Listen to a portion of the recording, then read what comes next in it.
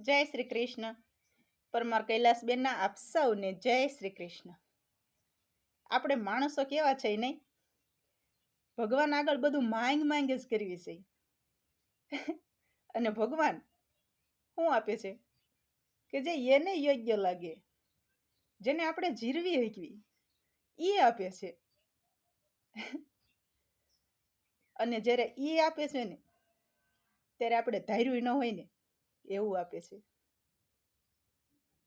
એટલે માંગજો ખરા.